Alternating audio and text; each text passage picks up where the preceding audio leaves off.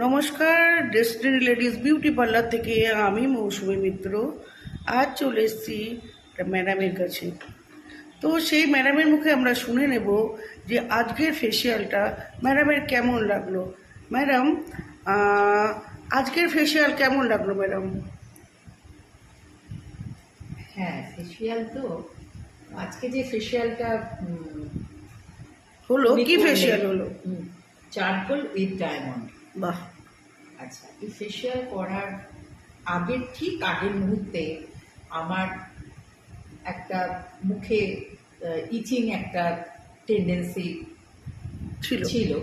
তারপরে বিভিন্ন রকমভাবে মুখটা খুব বিধ্বস্ত দেখাচ্ছিল, সে যেভাবেই হোক, মানসিক শারীরিক যেভাবে। কিন্তু এটা করার পরে আমি নিজেকে অনেকটা রিলিফ মনে করছি।